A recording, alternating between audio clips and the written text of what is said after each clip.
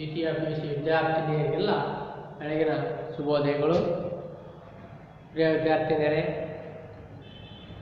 ಯಾವುದೇ ಕಾರಣಕ್ಕೂ ನಿಮ್ಮ ವಾರ್ಷಿಕ ಪರೀಕ್ಷೆ ನಿಲ್ಲಿಸುವುದಿಲ್ಲ.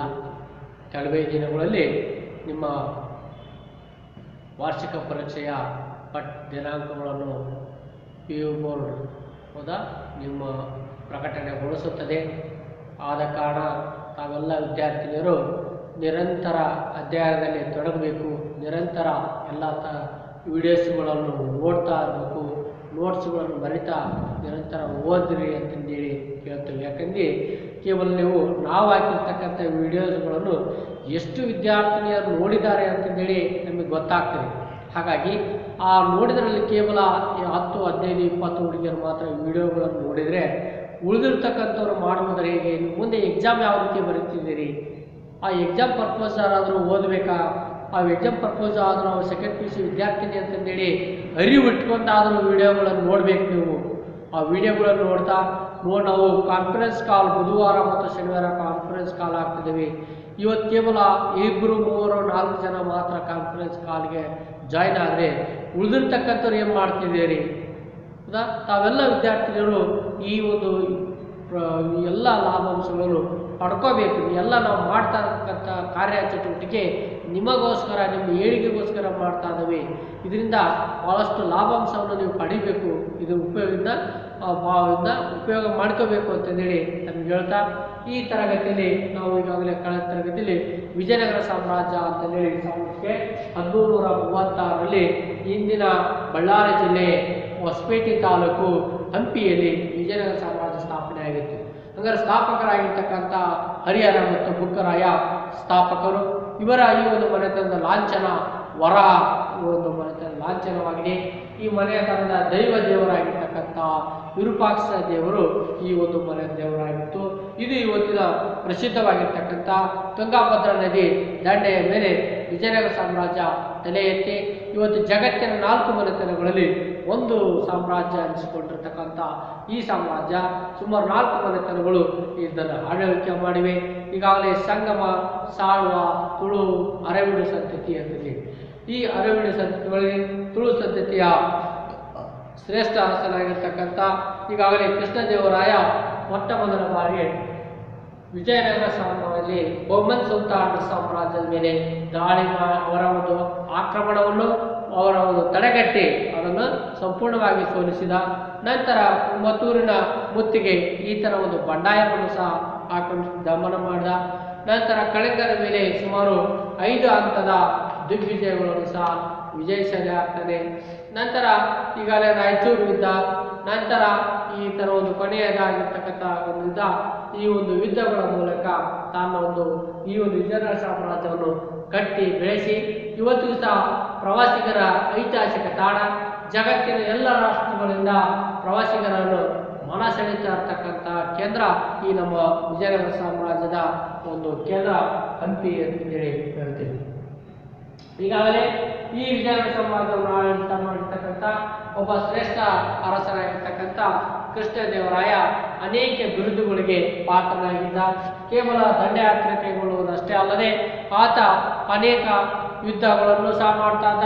ಸಾಹಿತ್ಯಾಸಕ್ತನಾಗಿದ್ದು ತಥಾ ಅಮುಕ್ತ ಮೌಲ್ಯ ಎಂಬ ಕೃತಿಯನ್ನು ಸಹ ತಾನೇ ರಚಿಸಿದ್ದಾನೆ. ಉಷಾಪರಿಣಿಯಂ ಎಂಬ ಕೃತಿ ನಾಟಕವನ್ನು ಸಹ ರಚಿಸಿ ಅದರಲ್ಲಿ ಕೃಷ್ಣನ ಪಾತ್ರವನ್ನು ತಾನೇ ಮಾಡಿ ಅಭಿನಯಿಸಿ ತನ್ನ ಶ್ರೀಸಾಮಾನ್ಯ ಜನರಿಗೆ ಪ್ರೀತಿಗೆ ಪಾತ್ರನಾಗಿದ್ದ ಅಂತಂದೇಳಿ ಹೇಳ್ತೇವೆ.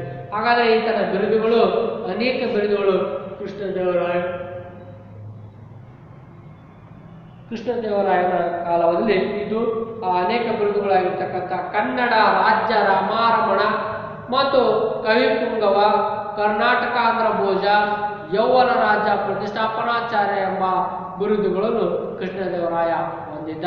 ಹಾಗಾದರೆ ಕೃಷ್ಣದೇವರಾಯ ನಂತರ ಈ ಒಂದು ಸಾಮ್ರಾಜ್ಯ ಯಾವ ರೀತಿ ಅವನತಿ ಅಂತ ಹೋಗ್ತದೆ ಅನ್ನೋದು ನಾವು ನೋಡ್ತೇವೆ. ಹಾಗಾದರೆ ಇಲ್ಲಿ ಏನಾಗಿತ್ತಂದ್ರೆ ಈ ಒಂದು ತಾಳಿಕೋಟೆ ಕದನ ಮೂಲಕ ವಿಜಯನಗರ ಸಾಮ್ರಾಜ್ಯ ಅಂತ್ಯ ಆಗಿರೋದು ಅವನತಿ ಹೊಂದಿರತಕ್ಕಂಥ ನಾವು ನೋಡ್ತೇವೆ. ಹಾಗಾದರೆ ತಾಳಿಕೋಟೆ ಕದನ ಆಗುವಂಥದ್ದು ಕೂಡಲೇ ವಿಜಯನಗರ ಸಾಮ್ರಾಜ್ಯ ಅತ್ಯಂತ ಚಿನ್ನ, ವಜ್ರ, ವೈಡೂರ್ಯ ಸಂಪತ್ತುಗಳನ್ನು ಷೇರುಗಳ ಮೂಲಕ ಮಾರುಕಟ್ಟೆಯಲ್ಲಿ ಇಟ್ಟು ಮಾರಾಟ ಮಾಡ್ತಾ ಇತ್ತು.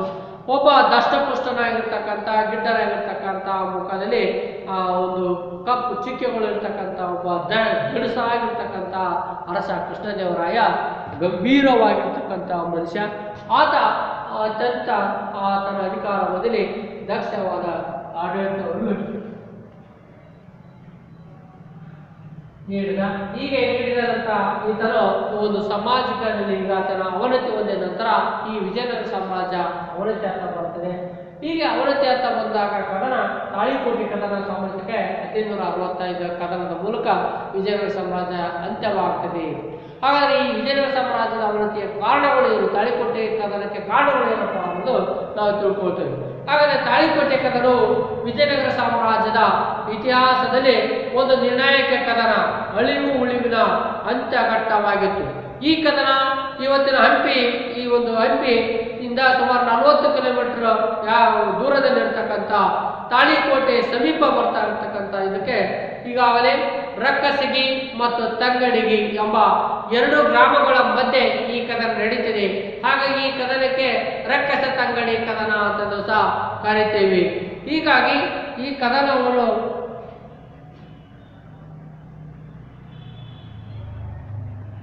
ತಾಳಿಕೋಟೆ ಕದನ, ರಕ್ಕಸ ತಂಗಡಿ ಕದನ ಅಂತಂದು ಸಹ ಕರೆಯುತ್ತೇವೆ. ಅನೇಕ ವಿದ್ವಾಂಸರ ಪ್ರಕಾರ ಈ ನಿರ್ಣಾಯಕ ಕದನ ಕೃಷ್ಣ ಬನ್ನಿಹಟ್ಟಿ ಎಂಬಲ್ಲಿ ನಡೆದರಿಂದ ಇದನ್ನು ಬನ್ನಿಹಟ್ಟಿ ಕದನವು ಸಹ ಅಂತಂದು ಸಹ ಕರೀತಾರೆ. ಹೀಗೆ ಕದನ ವಿಜಯನಗರ ಸಾಮ್ರಾಜ್ಯದ ನಾಯಕತ್ವವನ್ನು ವಹಿಸಿಕೊಂಡಿರ್ತಕ್ಕಂಥ ಕೃಷ್ಣದೇವರಾಯನ ಅಳಿಯ ರಾಮರಾಯ ಈಗಾಗಲೇ ವಹಿಸಿಕೊಂಡಿದ್ದ. ಹೀಗೆ ಈ ವಿರೋಧಿ ಗುಂಪಿನಲ್ಲಿ ಶಾಹಿ ಸುಲ್ತಾನರಾಗಿರ್ತಕ್ಕಂಥ ಒಂದು ಒಕ್ಕೂಟ ಏನಿವತ್ತು ಬಹುಮನ್ ಸಾಮ್ರಾಜ್ಯ ಅಂತ ಕರಿತೇವಲ್ಲ, ಆ ಬಹುಮನ್ ಸಾಮ್ರಾಜ್ಯದಲ್ಲಿ ಮುಂದಿನ ಒಂದು ಅಧ್ಯಾಯದಲ್ಲಿ ನಾವು ನೋಡ್ತೇವೆ.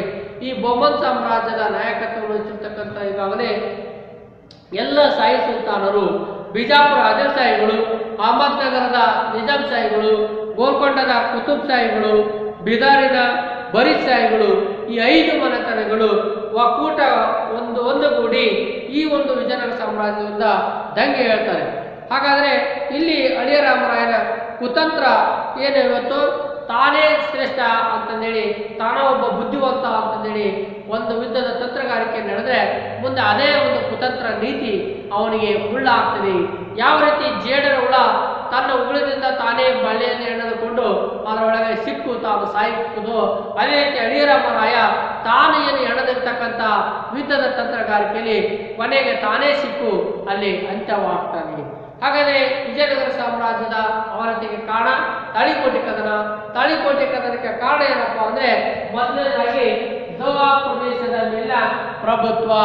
ಹಾಗಾದರೆ 1336ರಲ್ಲಿ ವಿಜಯನಗರ ಸಾಮ್ರಾಜ್ಯ ಈ ಒಂದು ಹಿಂದೂ ರಕ್ಷಣೆ, ಹಿಂದೂ ಸಂಸ್ಕೃತಿ ಉಳಿವಿಗಾಗಿ ಸ್ಥಾಪನೆ ಆಗ್ತದೆ. ಅದಕ್ಕೆ ಇದರ ಒಂದು ತತ್ವ ಸಿದ್ಧಾಂತಗಳ ಆಧಾರವಾಗಿಟ್ಟುಕೊಂಡಿರ್ತಕ್ಕಂಥ ವಿಜಯನಗರ ಸಾಮ್ರಾಜ್ಯ ಇದರ ವಿರುದ್ಧವಾಗಿ ಇಸ್ಲಾಂ ತತ್ವ, ಪುರಾಣ ಸಿದ್ಧಾಂತಗಳನ್ನು ಆಧಾರವಾಗಿಟ್ಟುಕೊಂಡು ಬಹುಮನ್ ಸುಲ್ತಾನ್ ಸಾಮ್ರಾಜ್ಯ ಸ್ಥಾಪನೆ ಆಗ್ತದೆ. ಹೀಗೆ ಬಹುಮನ್ ಸುಲ್ತಾನರು ಕಂಡ್ರೆ ವಿಜಯನಗರ ಸಾಮ್ರಾಜ್ಯದಲ್ಲಿ ಆಗ್ತಾ ಇರಲಿಲ್ಲ, ವಿಜಯನಗರ ಸಾಮ್ರಾಜ್ಯದವ್ರು ಕಂಡ್ರೆ ಬಹುಮನ್ ಸುಲ್ತಾನರಿಗೆ ಆಗ್ತಾ ಇರಲಿಲ್ಲ. ಹೀಗೆ ಇವೆರಡೂ ಮಧ್ಯೆ ಬಹಳಷ್ಟು ದಿನಗಳ ಕಾಲ, ಸುದೀರ್ಘ ದಿನಗಳ ಕಾಲ ವೈರತ್ವ, ದ್ವೇಷ, ಅಸೂಯೆ ಮುಂದುವರೆದಿತ್ತು. ಹೀಗಾಗಿ ಅದು ಈ ಒಂದು ತಾಳಿಕೋಟೆ ಕದನಕ್ಕೆ ಪ್ರಭಾವ ಬೀಳ್ತದೆ. ಒಂದನೇದಾಗಿ ಹಾಗಾದರೆ ಫಲವತ್ತಾಗಿರ್ತಕ್ಕಂಥ, ಹಾಗಾದರೆ ಎರಡು ಸಾಮ್ರಾಜ್ಯಗಳ ಮಧ್ಯೆ ಹರಿತಾ ಇರ್ತಕ್ಕಂಥ ಕೃಷ್ಣಾ ನದಿ ಮತ್ತು ತುಂಗಾಭದ್ರಾ ನದಿಯ ಅತ್ಯಂತ ಫಲವತ್ತಾದಂಥ ಭೂಪ್ರದೇಶವನ್ನು ಬಿಟ್ಟು ಅಲ್ಲಿ ಫಲವತ್ತಾದ ದೋವಾ ಪ್ರದೇಶ ಅಂತಂದೇಳಿ ಕರಿತೀವಿ. ಈ ದೋವಾ ಪ್ರದೇಶದ ಮೇಲೆ ಹಿಡಿತ ಸಾಧಿಸಲಿಕ್ಕೆ, ಪ್ರಭುತ್ವ ಹೊಂದಬೇಕಾದ್ರೆ ಅಂದ್ರೆ ಆ ದೋವಾ ಪ್ರದೇಶ ನಮಗೆ ಬೇಕು ಅಂತಂದೇಳಿ ಬಹುಮನ್ ಸುಲ್ತಾನರು, ಈ ಕಡೆ ವಿಜಯನಗರ ಸಾಮ್ರಾಜ್ಯರು ಈ ದೋವಾ ಪ್ರದೇಶ ತಲಾಂತರು ನಮ್ಮ ಸಾಮ್ರಾಜ್ಯಕ್ಕೆ ಒಳಪಟ್ಟದ್ದು, ಹಾಗೆ ನಮಗೆ ಸಲ್ಲತಕ್ಕದ್ದು ಅಂತಂದೇಳಿ ನಾವು ಹಿಡಿತು, ನಾವು ಪ್ರಭುತ್ವ ಸಾಧಿಸಬೇಕು ಅಂತಂದೇಳಿ ವಿಜಯನಗರ ಸಾಮ್ರಾಜ್ಯ ಅರಸರು. ಹೀಗಾಗಿ 2 ಸಾಮ್ರಾಜ್ಯಗಳ ಮಧ್ಯೆ ಪೈಪೋಟಿ, ಸ್ಪರ್ಧೆ ಉಂಟಾಗಿ ಇದು ವೈರತ್ವ, ದ್ವೇಷಾಸಕ್ಕೆ ಕಾರಣವಾಗಿ ಇವತ್ತು ತಾಳಿಕೋಟೆ ಕದನ ನಡೆಯಲಿಕ್ಕೆ, ಈ ದೋವಾ ಪ್ರದೇಶದ ಮೇಲೆ ಪ್ರಭುತ್ವ ಸಾಧಿಸಲು, ಸಾರ್ವಭೌಮತ್ವ ಹೊಂದಲು ಈ 2 ಮನೆತನಗಳ ಮಧ್ಯೆ ಆಗಿರ್ತಕ್ಕಂಥ ಸಂಘರ್ಷವೇ ಕಾರಣ ಅಂತಂದೇಳಿ ವಿಜಯನಗರ ತಿಳ್ಕೊಳ್ತೇವೆ. ನಂತರ ಧಾರ್ಮಿಕ ಭಿನ್ನತೆ. ಹಾಗಾದರೆ ಇಲ್ಲೇ ಹೇಳ್ತಿದಂತೆ ಈ ಒಂದು ಧಾರ್ಮಿಕ ಭಿನ್ನತೆ ಸಾಮರಸ್ಯಕ್ಕೆ 1336ರಲ್ಲಿ ವಿಜಯನಗರ ಸಾಮ್ರಾಜ್ಯ ಸ್ಥಾಪನೆ ಆಗ್ತದೆ. ಈ ವಿಜಯನಗರ ಸಾಮ್ರಾಜ್ಯ ಸ್ಥಾಪನೆ ಆದಾಗ ಇದು ಏನಾಯ್ತಪ್ಪ ಅಂದ್ರೆ ಹಿಂದೂ ಧರ್ಮದ ರಕ್ಷಣೆ, ಹಿಂದೂ ಸಂಸ್ಕೃತಿ ಉಳಿವಿಗಾಗಿ ತನ್ನ ದೇಶವನ್ನಿಟ್ಟುಕೊಂಡು ಸ್ಥಾಪನೆ ಆಗಿರ್ತಕ್ಕಂಥ ಹಿಂದೂ ಧರ್ಮ. ಈ ಕಡೆ ಮೊಹಮ್ಮದ್ ಸುಲ್ತಾನರು ಇಲ್ಲಿ ಇಸ್ಲಾಂ ಧರ್ಮ, ಇಸ್ಲಾಂ ತತ್ವ ಸಿದ್ಧಾಂತಗಳನ್ನು ಆಧಾರವಾಗಿಟ್ಟುಕೊಂಡಂತ ಇದು ಅದರ ಮೇಲೆ ಮೊಹಮ್ಮದ್ ಸುಲ್ತಾನ್ ಸಾಮ್ರಾಜ್ಯ ಸ್ಥಾಪನೆ ಆಗ್ತದೆ. ಹಾಗಾದ್ರೆ ಇವರಿಬ್ಬರ ಮಧ್ಯೆ ಧಾರ್ಮಿಕ ಅಭಿಪ್ರಾಯಗಳಲ್ಲಿ ಭಿನ್ನಾಭಿಪ್ರಾಯವಿದ್ದು ಇವರು ಹಿಂದೂಗಳ ಧರ್ಮ ತತ್ವ ಸಿದ್ಧಾಂತಗಳನ್ನು ಪ್ರಚಾರಗೊಳಿಸಿದರೆ ಅವರು ಇಸ್ಲಾಂ ಧರ್ಮದ ತತ್ವ ಸಿದ್ಧಾಂತಗಳನ್ನು ಅವರು ಪ್ರಚಾರಗೊಳಿಸಿದ್ರು. ಹೀಗೆ ಎರಡು ಸಾಮ್ರಾಜ್ಯಗಳ ಮಧ್ಯೆ ನಿರಂತರ ವರ್ಷಗಳ ಕಾಲ ಕಾದಾಟ ಕದನ ಏರ್ಪಡುತ್ತದೆ. ಹಾಗಾಗಿ ಅದೇ ಹೇಳ್ತಾರಲ್ಲ, ಓದಿದ ಮನೆ ಉದ್ಧಾರ ಆಯ್ತು, ಕಾದಿದ ಮನೆ ಆಗಲೇ ಅಂತ್ಯವಾತು ಎಂಬಂತೆ ಎರಡು ನಿರಂತರವಾಗಿ ಬಹುದಿನಗಳ ಕಾಲ ಸಂಘರ್ಷವನ್ನು ಮಾಡಿ ಅಂತಿಮ ವೇಳೆಗೆ ವಿಜಯನಗರ ಸಾಮ್ರಾಜ್ಯ ಸೋಲನ್ನು ಅನುಭವಿಸುತ್ತದೆ. ಈ ರೀತಿ ಈ ಒಂದು ಕದನ ಆಗಲೇ ಸುಮಾರು ದಿನಗಳ ಕಾಲ ಇದರ ಕಾರ್ಯಚಟುವಟಿಕೆ ಆಗ್ತದೆ. ಹಾಗಾದರೆ ಇದು ಸುಲ್ತಾನ್ ಈಗಾಗಲೇ ಧಾರ್ಮಿಕ ಭಿನ್ನತೆ, ಸಾಂಸ್ಕೃತಿಕ ರಕ್ಷಣೆಯಲ್ಲಿ ಸಹ ಆಚಾರ ವಿಚಾರಗಳಲ್ಲಿ ಸಹ ಭಿನ್ನಾಭಿಪ್ರಾಯ ಉಂಟಾಗಿ ಇದು ಸಹ ತಾಳಿಕೋಟೆ ಕದನಕ್ಕೆ ಕಾರಣವಾಗ್ತದೆ. ನಂತರ ಹಳೆಯ ರಾಮರಾಯನ ನೀತಿ. ಹಾಗಾದ್ರೆ ಹಳೆಯ ರಾಮರಾಯ ತಾನು ಮಾಡಿರ್ತಕ್ಕಂಥ ಒಂದು ಕುತಂತ್ರ ನೀತಿ ಏನಪ್ಪ ಅಂದ್ರೆ, ಈಗಾಗಲೇ ಈತ ಹೇಳ್ತಾರೆ ಇಲ್ಲಿ ಬಿಜಾಪುರದ ಆದಿಲ್ ಸಾಹಿಗಳು,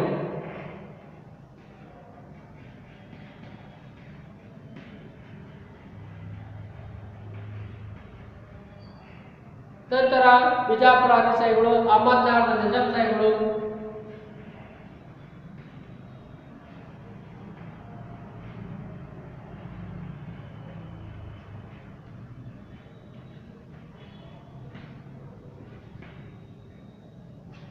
ನಂತರ ಗೋಲ್ಕೊಂಡದ ಕುತುಬ್ ಶಾಹಿ,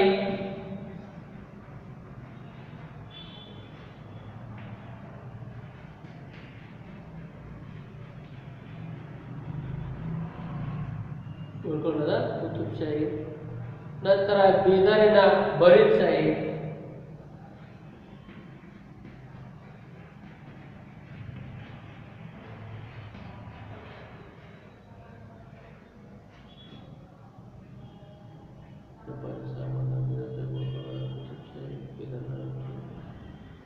ನೆಕ್ಸ್ಟ್. ಹಾಗಾದ್ರೆ ಇಲ್ಲಿ ಏನ್ ಮಾಡಿದಪ್ಪ ಅಂದ್ರೆ ಈ ಒಂದು ಹಳೆಯ ರಾಮರಾಯನ ಒಂದು ರಾಜ ನೀತಿ ಈತ ಇವರೆಲ್ಲರನ್ನು ಈಗಾಗಲೇ ಅಲ್ಲಿ ಮೊಹಮ್ಮದ್ ಸುಲ್ತಾನರಿಗೆ ಈ ಒಂದು ಬಿಜಾಪುರ ಸುಲ್ತಾನರು ಕಂಡ್ರೆ ಮೊಹಮ್ಮದ್ಲಿ ನಿಜಾಂ ಸಾಹಿಬ್ಗಳು ಆಗ್ತಾರೆ, ಆದಿಲ್ ಶಾಹಿ ಕಂಡ್ರೆ ನಿಜಾಂ ಸಾಹಿಬ್ಗಳು ಆಗ್ತಾ ಇರಲಿಲ್ಲ, ನಿಜಾಂ ಸಾಹಿಬ್ ಕಂಡ್ರೆ ಕುತುಬ್ ಶಾಹಿಗೆ ಆಗ್ತಾ ಇರಲಿಲ್ಲ, ಕುತುಬ್ ಶಾಹಿ ಕಂಡ್ರೆ ಈ ಒಂದು ಬರೀದ್ ಸಾಹಿಬ್ಗಳಿಗೆ ಆಗ್ತಾ ಇರಲಿಲ್ಲ. ಹಾಗಾಗಿ ಇವರವರೊಳಗನೆ ಭಿನ್ನಾಭಿಪ್ರಾಯ, ಆಂತರಿಕ ಕಚ್ಚಾಟದಲ್ಲಿ ತೊಡಗಿದ್ದನ್ನು ಆತ ಬಳಸಿಕೊಂಡಿರ್ತಕ್ಕಂಥ ಈಗಾಗಲೇ ಬುದ್ಧಿವಂತ, ಈಗಾಗಲೇ ಕ್ರಾಂತಿಯುತ, ಮುಂದಾಲೋಚನೆ ಮುಳ್ಳನ್ನು ಮುಳ್ಳಿನಿಂದಲೇ ಕೀಳಬೇಕು ಅಂತಂದೇಳಿ ಅವರವರೊಳಗನೆ ಎತ್ತು ಕಟ್ಟಿ ಸಂಘರ್ಷಕ್ಕೆ ಕಾರಣ ಮಾಡ್ತದ. ನಂತರ ಮುಳ್ಳನ್ನು ಮುಳ್ಳಿನಿಂದ ಕೀಳಲಿಕ್ಕೆ ಹೋಗಿ ತಾತ ಈಗಾಗಲೇ ಕುತಂತ್ರ ನೀತಿ ತಂತ್ರಗಾರಿಕೆ ನೀಡುತ್ತಾರೆ. ಆಗ ಹಳೆಯ ರಾಮರಾಯ ಒಂದು ಸಾರಿ ಬಿಜಾಪುರ ಆದಿಲ್ ಸಾಹಿಬ್ಗೆ ಬೆಂಬಲವನ್ನು ಕೊಟ್ಟು ಈಗಾಗಲೇ ನಿಜಾಂ ಸಾಹಿಬ್ಗಳನ್ನು ಸೋಲಿಸ್ತಾ ಇದ್ದ. ನಂತರ ನಿಜಾಂ ಸಾಹಿಬ್ಗಳಿಗೆ ಬೆಂಬಲವನ್ನು ಕೊಟ್ಟು ಈಗಾಗಲೇ ಕುತುಬ್ ಶಾಹಿಗಳನ್ನು ಸೋಲಿಸ್ತಾ ಇದ್ದ. ಕುತುಬ್ ಶಾಹಿಗಳಿಗೆ ಬೆಂಬಲವನ್ನು ಕೊಟ್ಟು ಆದಿಲ್ ಸಾಹಿಬ್ಗಳನ್ನು ಸಹ ಸೋಲಿಸ್ತಾ ಇದ್ದ. ಈಗಾಗಲೇ ನಂತರ ನಿಜಾಂ ಸಾಹಿಬ್ಗಳ ಸಹಾಯದಿಂದ ಬರೀದ್ ಶಾಹಿಯನ್ನು ಸೋಲಿಸುವುದು. ಈ ರೀತಿ ಇವರು ಒಂದ್ಸರಿ ಸೋಲಿಸಿ ಅವರು ಈ ರೀತಿ ಪಕ್ಷವನ್ನು ನಿರಂತರ ಬದಲಾಯಿಸ್ತಾ ಇದ್ದ. ಅವರಿಂದ ಇವರಿಂದ ಅವರಿಗೆ ಹಾರಾಟ ಮಾಡ್ತಾ ಇದ್ದ. ಇದು ಏನಾಗ್ತದೆ, ಕಾಲಾಂತರದಲ್ಲಿ ಬುದ್ಧಿವಂತರಾಗಿರ್ತಕ್ಕಂಥ ಮೊಹಮ್ಮದ್ ಸುಲ್ತಾನರಿಗೆ ಈ ಒಂದು ಹಳೆಯ ರಾಮರಾಯನ ಕುತಂತ್ರ ನೀತಿಯನ್ನು ಅರಿತುಕೊಂಡು ತಾವೆಲ್ಲರೂ ಒಗ್ಗೂಡಿ ತಮ್ಮೊಳಗೆ ವಿವಾಹ ಸಂಬಂಧಗಳನ್ನು ಬೆಳೆಸುವುದರ ಮೂಲಕ ಈತನ ಒಂದು ತಂತ್ರಗಾರಿಕೆ ಪ್ರತಿತಂತ್ರವನ್ನು ಎಳೆದು ತಾವೆಲ್ಲರೂ ಒಗ್ಗೂಡಿ ಸಾಮಾನ್ಯ 1565ರಲ್ಲಿ ಅವರ ಮೇಲೆ ಆಕ್ರಮಣ ಮಾಡಿ ತಾಳಿಕೋಟೆ ಎಂಬಲ್ಲಿ ಈತ ಹಳೆಯ ರಾಮರಾಯನ ಮೇಲೆ ಯುದ್ಧವನ್ನು ಸಾರ್ತಾರೆ.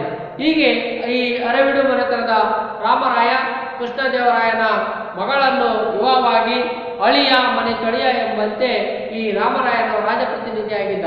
ಹೀಗೆ ಇವನು ಅಚ್ಯುತರಾಯ, ಸದಾಶಿವರಾಯ ಇವರನ್ನು ತಮ್ಮ ನಾಮಮಾತ್ರ ಅಧಿಕಾರಿಗಳನ್ನಾಗಿ ಮಾಡಿಕೊಂಡು ಎಲ್ಲ ನೈಜ ಆಡಳಿತವನ್ನು ತನ್ನ ಕಪಿ ಮುಷ್ಟಿಯಲ್ಲಿಟ್ಟುಕೊಂಡು ಇವರ ಒಂದು ಆಂತರಿಕ ಕಚ್ಚಾಟದಲ್ಲಿ ತಾನು ಮಧ್ಯಸ್ಥಿಕೆ ವಹಿಸಿ ಅವರನ್ನು ಒಡೆದಾಳುವ ನೀತಿಗಳ ಮೂಲಕ ಈಗಾಗಲೇ ಬಿಜಾಪುರ ಅಹಮದ್ನಗರ ಸುಲ್ತಾನರೊಂದಿಗೆ ಒಡೆದಾಳುವ ನೀತಿಯನ್ನು ಅನುಸರಿಸಿದ.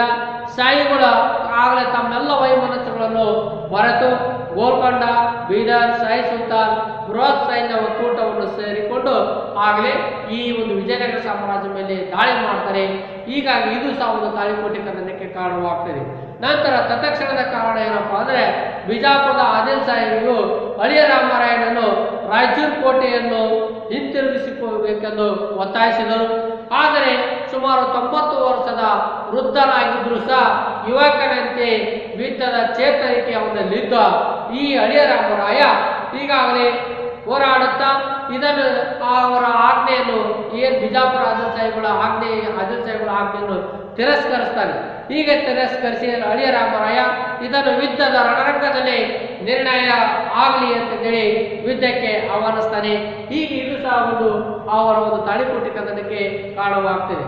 ನಂತರ ತತ್ಕ್ಷಣದ ಕಾರಣ ಏನಪ್ಪಾ ಅಂದ್ರೆ ಬಿಜಾಪುರದ ಆದಿಲ್ ಸಾಹಿಬರು ಅಳಿಯ ರಾಮರಾಯನಿಗೆ ರಾಯಚೂರು ಕೋಟೆಯನ್ನು ಹಿಂದಿರುಗಿಸುವಂತೆ ಕೇಳಿದಾಗ ಅವನು ಅದನ್ನು ನಿರಾಕರಿಸಿದಾಗ ಈ ಒಂದು ಯುದ್ಧಕ್ಕೆ ಕಾರಣವಾಯಿತು. ನಂತರ ಯುದ್ಧದ ಗತಿ ಅಂತ ಹೇಳಿ ನೋಡ್ತೀವಿ. ಹಾಗಾದ್ರೆ ಯುದ್ಧ ಗತಿ ಯಾವ ರೀತಿ ಆರಂಭವಾಗ್ತದೆ? ಈಗಾಗಲೇ ಸಾಮಾನ್ಯಿಕ 1565 ಜನವರಿ 23 23ನೇ ಮಂಗಳವಾರ ಈ ಕದನ ಜರುಗಿತು. ಈಗಾಗಲೇ ಕದನದಲ್ಲಿ ವಯಸ್ಸಾದ ಅಳಿಯ ರಾಮರಾಯ ತನ್ನ ಶೌರ್ಯ ಸಾಹಸದಿಂದ ವೀರಾವೇಶದಿಂದ ಹೋರಾಡುತ್ತಾ ಈಗಾಗಲೇ ಆರಂಭದಲ್ಲಿ ಇನ್ನೇನು ವಿಜಯನಗರ ಸಾಮ್ರಾಜ್ಯ ವಿಜಯಶಾಲಿ ಆಗಬೇಕು ಅನ್ನುವ ವೇಳೆಗೆ ಬಂದಿತ್ತು. ಆದರೆ ಏನಾಗ್ತದಪ್ಪ ಅಂದ್ರೆ ಶಾಹಿ ಸೈನಿಕರು ಈಗಾಗಲೇ ನೇರವಾಗಿ ಅಳಿಯ ರಾಮರಾಯನನ್ನು ಶಿರಚ್ಛೇದನ ಮಾಡಿ ಅವನ ರುಂಡವನ್ನು ಇಡೀ ರಣರಂಗದ ತುಂಬೆಲ್ಲ ಪ್ರದರ್ಶಿಸಿದರು. ಇದನ್ನು ಕಂಡಿರ್ತಕ್ಕಂಥ ವಿಜಯನಗರದ ಸೈನಿಕರು ದಿಕ್ಕೆಟ್ಟು ಕಂಗಾಲಾಗಿ ಓಡಿ ಹೋಗಿಬಿಡ್ತಾರೆ. ಹೀಗೆ ಇದರ ಭಯಗೊಂಡು ದಿಕ್ಪಾಲಕರಾಗಿ ಓಡಿ ಹೋದರು. ಇದರಿಂದ ಶಾಹಿ ಸುಲ್ತಾನ್ ಮೊಹಮ್ಮದ್ ಸುಲ್ತಾನ್ರು ಈ ಒಂದು ಕದನದಲ್ಲಿ ತಾಳಿಕೋಟೆ ಕದನದಲ್ಲಿ ವಿಜಯಶಾಲಿ ಆಗ್ತಾರೆ. ಈ ರೀತಿ ದಕ್ಷಿಣ ಭಾರತದ ಇತಿಹಾಸದಲ್ಲಿ ನಿರ್ಣಾಯಕ ಕದನ ತಾಳಿಕೋಟೆ ಕದನ ಅಂತಂದೇಳಿ ಹೇಳುವ ಮೂಲಕ ಈ ವಿಜಯನಗರ ಸಾಮ್ರಾಜ್ಯವನ್ನು ಮುಕ್ತಾಯಗೊಳಿಸಿದರು. ನಂತರ ಇದರ ಪರಿಣಾಮಗಳು ಏನಾದವು? ಹಾಗಾದರೆ ವಿಜಯನಗರ ಸಾಮ್ರಾಜ್ಯದ ಪರಿಣಾಮಗಳು ಮೊದಲನೇದಾಗಿ ಇರುತ್ತವೆ. ಹಾಗಾದರೆ ವಿಜಯನಗರ ಸಾಮ್ರಾಜ್ಯವು ತನ್ನ ಅತ್ಯಂತ ವೈಭವತೆಯಿಂದ ಮೆರಿತಾ ಇದ್ದಂಥ ಸಂದರ್ಭದಲ್ಲಿ ಎಲ್ಲ ವೈಭವವನ್ನು ಕಳೆದುಕೊಂಡಿತು. ತಾಳಿಕೋಟೆ ಕದನದಲ್ಲಿ ಸೋಲಿನ ಪ್ರಕಾರ ನಂತರ ವಿಜಯನಗರ ಸಾಮ್ರಾಜ್ಯ ತನ್ನೆಲ್ಲ ವೈಭವವನ್ನು ಕಳೆದುಕೊಂಡಿತು. ಈ ನಂತರ ಕದನದಲ್ಲಿ ವಿಜಯಿಗಳಾಗಿರ್ತಕ್ಕಂಥ ಶಾಹಿ ಸುಲ್ತಾನರು ಸಂಪೂರ್ಣವಾಗಿ ವಿಜಯನಗರವನ್ನು ಸುಮಾರು ತಿಂಗಳ ಕಾಲ ಇಲ್ಲಿ ದರೋಡೆ ಸುಲಿಗೆಯನ್ನು ಮಾಡಿ ಲೂಟಿ ಮಾಡಿದರು ಅಂತೇಳಿ ಹೇಳಬಹುದು. ನೆಕ್ಸ್ಟ್ ಎರಡನೇದಾಗಿ ಪೋರ್ಚುಗೀಸರಿಗೆ ವಿಜಯನಗರ ಬೆಂಬಲವಿಲ್ಲದರಿಂದ ಅವರು ಸಹ ಗೋವಾಕ್ಕೆ ಮಾತ್ರ ಸೀಮಿತರಾಗ್ತಿದ್ದಾರೆ. ಇದರಿಂದ ಇವರ ಒಂದು ವ್ಯಾಪಾರಕ್ಕೆ ಹಿನ್ನಡೆಯೂ ಸಹ ಆಯಿತು ಅಂತಂದೇಳಿ ತಿಳ್ಕೊಳ್ತೇವೆ. ನಂತರ ಈ ಒಂದು ವಿಜಯನಗರ ಸಾಮ್ರಾಜ್ಯದ ವೈಭವಯುತವಾಗಿರ್ತಕ್ಕಂಥ ಅಧಿಕಾರಾವಧಿಯಲ್ಲಿ ಅನೇಕ ಹಿಂದೂ ಸಂಸ್ಥಾನಗಳು ಹಿಂದೂ ದೇವ ಮಠಗಳಿಗೆ ಅಪಾರವಾದ ದೇಣಿಗೆ ದತ್ತಿದಾನಿಗಳನ್ನು ಪಡೆದುಕೊಂಡಿರ್ತಕ್ಕಂಥ ಶೃಂಗೇರಿ, ತಿರುಪತಿ, ಶ್ರೀಶೈಲಿ, ಕಾಳಹಸ್ತಿ ಇನ್ನು ಮುಂತಾದ ಹಲವಾರು ಧಾರ್ಮಿಕ ಕೇಂದ್ರಗಳು ಇವತ್ತು ದತ್ತಿದಾನಿಗಳನ್ನು ಇಲ್ಲದೆ ಈ ಒಂದು ದಕ್ಷಿಣ ಭಾರತದಲ್ಲಿ ಈಗಾಗಲೇ ದತ್ತಿದಾನಿಗಳು ನಿಂತಿದ್ದರಿಂದ ಇದರಿಂದ ಅನೇಕ ಬೆಳವಣಿಗೆಗೆ ಅಡ್ಡಿ ಉಂಟಾಯಿತು ಅಂತೇಳಿ ತಿಳ್ಕೊಳ್ತೀವಿ. ನಂತರ ನೆಕ್ಸ್ಟ್ ಆಂಧ್ರ ಪ್ರದೇಶದ ಪೆನುಗೊಂಡ ನಂತರ ಚಂದ್ರಗಿರಿಯಿಂದ ಆಡಳಿತ ಮಾಡಲು ಆರಂಭಿಸಿದ ಅರಬಿಡು ಮನೆತನವು ದಕ್ಷಿಣ ಭಾರತದ ಮೇಲೆ ನಿಯಂತ್ರಣವನ್ನು ಸಾಧಿಸುವಲ್ಲಿ ವಿಫಲವಾಯಿತು, ಅಸಮರ್ಥವಾಯಿತು ಅಂತೇಳಿ ಹೇಳ್ತೀವಿ.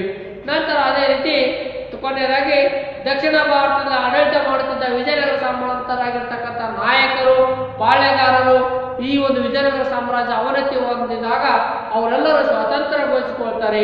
ಈ ರೀತಿ ವಿಜಯನಗರ ಸಾಮ್ರಾಜ್ಯ ವಿಘಟನೆ ಆದದ್ದನ್ನು ಸಹ ನಾವು ನೋಡ್ತೇವೆ.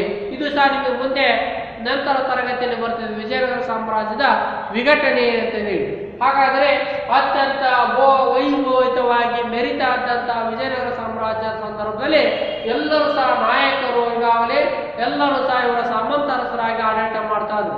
ಆದರೆ ಇವತ್ತು ತಾಳಿಕೋಟೆ ಕನ್ನಡದಲ್ಲಿ ಒಂದು ಐತಿಹಾಸಿಕ ಕನ್ನಡದಲ್ಲಿ ಒಂದು ಭವ್ಯವಾಗಿ ಮೆರಿತಾ ಇರತಕ್ಕಂಥ ಸಾಂಸ್ಕೃತಿಕವಾಗಿ ಪ್ರಬಲವಾಗಿರ್ತಕ್ಕಂಥ ಸನಾತನ ಧರ್ಮದ ಸಂರಕ್ಷಣೆಯನ್ನು ಬೆನ್ನೆಲುಬಾಗಿರ್ತಕ್ಕಂಥ ಸಾಮ್ರಾಜ್ಯ ಇವತ್ತು ಅವನತಿ ಹೊಂದುತ್ತಾ ಇರ್ತಕ್ಕಂಥದ್ದನ್ನು ನೋಡಿದರೆ ಈ ಒಂದು ತಾಳಿಕೋಟೆ ಕನ್ನಡದಲ್ಲಿ ಸೋತಿರ್ತಕ್ಕಂಥ ಈ ವಿಜಯನಗರ ಸಾಮ್ರಾಜ್ಯವನ್ನು ನಂತರ ಮೊಹಮ್ಮದ್ ಸುಲ್ತಾನರು ಇಡೀ ವಿಜಯನಗರವನ್ನು ದೊರಡೆ ಮಾಡೋದನ್ನು ನೋಡಿದರೆ, ಲೂಟಿ ಮಾಡೋದನ್ನು ನೋಡಿದರೆ, ಸಂಪತ್ತನ್ನು ಇದನ್ನು ನೋಡಿದರೆ ಈ ನಮ್ಮ ಸಾಮ್ರಾಜ್ಯ ಇವತ್ತು ಹಾಳಾದ ಕಂಪಿ ಅಂತ ನಾವು ಕರಿತೇವಲ್ಲ, ಈ ಒಂದು ವಿಜಯನಗರ ಸಾಮ್ರಾಜ್ಯ ತಲಾಂತರವೂ ಸಹ ಭವ್ಯವಾಗಿರ್ತಕ್ಕಂಥ ಸಾಮ್ರಾಜ್ಯವಾಗಿತ್ತು. ಹಾಗಾಗಿ ಈ ಇದು ತನ್ನದೇ ಆಗಿರ್ತಕ್ಕಂಥ ಇತಿಹಾಸವನ್ನು ಹೊಂದಿರತಕ್ಕಂಥ ಇದು ಇವತ್ತಿನ ನಿಮ್ಮ ಹಾಲಿ ಮುಖ್ಯಮಂತ್ರಿ BS ಯಡಿಯೂರಪ್ಪನವರು ಈ ಒಂದು ವಿಜಯನಗರ ಅಂತಂದೇಳಿ ಒಂದು ಹೊಸ ಜಿಲ್ಲೆಯನ್ನು ಇವತ್ತು ಸ್ಥಾಪಿಸ್ತಾ ಇದ್ದಾರೆ ಮುಂದಿನ ದಿನಮಾನಗಳಲ್ಲಿ. ಹಾಗಾದರೆ ಅಂತ ಒಂದು ನಿಮ್ಮ 31ನೇ ಜಿಲ್ಲೆಯಾಗಿ ವಿಜಯನಗರ ಇವತ್ತು ಹೊರಬರಲಿ ಅಂತಂದೇಳಿ ಹಾರೈಸ್ತಾ ಈ ರೀತಿ ತಾಳಿಕೋಟೆ ಕನ್ನಡದಲ್ಲಿ ನಮ್ಮ ಒಂದು ವಿಜಯನಗರ ಸಾಮ್ರಾಜ್ಯ ಅವನತಿ ಹೊಂದಿತು ಅಂತಂದೇಳಿ ಹೇಳುವುದರ ಮೂಲಕ, ಹಾಗಾದರೆ ಯಾವುದೇ ಒಬ್ಬ ಅರಸ ತಂತ್ರಗಾರಿಕೆ ಅಲ್ಲಿ ಹೆಣೆಯುವಾಗ ತಾನು ಮುಂದಾಲೋಚನೆ ಇರುವಂತೆ ಈ ನಮ್ಮ ಅರಸರಾಗಿರ್ತಕ್ಕಂಥ ಅಳಿಯರಾಮರಾಯ ಈ ಒಂದು ನಾಡನ್ನು ಸೋಲಿಸಿ ಇವತ್ತು ಅವನತಿ ಹೊಂದಿತು ಅಂತಂದೇಳಿ ತಿಳಿದುಕೊಳ್ತೀವಿ. ಪ್ರಿಯ ವಿದ್ಯಾರ್ಥಿನಿಯರೇ, ನಂತರ ತರಗತಿಯಲ್ಲಿ ಮೊಘಲರ ಸಾಂಸ್ಕೃತಿಕ ಕೊಡುಗೆಗಳ ಬಗ್ಗೆ ಅಧ್ಯಯನ ಮಾಡೋಣ. ಈ ಮೊಘಲರ ಸಾಂಸ್ಕೃತಿಕ ಕೊಡುಗೆಯಲ್ಲಿ ಸುಮಾರು ಸಾಮಾಜಿಕವಾಗಿ ಆರ್ಥಿಕವಾಗಿ ಹಲವಾರು ವಿಭಿನ್ನವಾದ ಕೊಡುಗೆಗಳಿವೆ. ನಂತರ ಏನಪ್ಪ ಅಂದರೆ ಈಗಾಗಲೇ ಅವರ ಕಲೆ ವಾಸ್ತುಶಿಲ್ಪಗಳ ಬಗ್ಗೆ ತಿಳ್ಕೊಳ್ತೇವೆ. ಈ ರೀತಿ ನಂತರ ಈ ಒಂದು ವಿಜಯನಗರ ಸಾಮ್ರಾಜ್ಯಕ್ಕೆ ಬಂದಂಥ ವಿದೇಶಿಯರು ತಮ್ಮ ಬರವಣಿಗೆ ಲಿಪಿಗಳನ್ನು ನಾವು ನೋಡ್ತೇವೆ. ಹಲವಾರು ಸಾಂಸ್ಕೃತಿಕ ಸಾಧನೆಯನ್ನು ಈ ತರಗತಿಯಲ್ಲಿ ಈಗಾಗಲೇ ಈ ಒಂದು ವಿಜಯನಗರ ಸಾಮ್ರಾಜ್ಯದ ಕಾಲದಲ್ಲಿ ತಿಳ್ಕೊಂಡಿವೆ ಅಂತ ಹೇಳುವ ಮೂಲಕ ಈ ತರಗತಿಯನ್ನು ಮುಕ್ತಾಯಗೊಳಿಸ್ತಾ ಇದ್ದೇನೆ.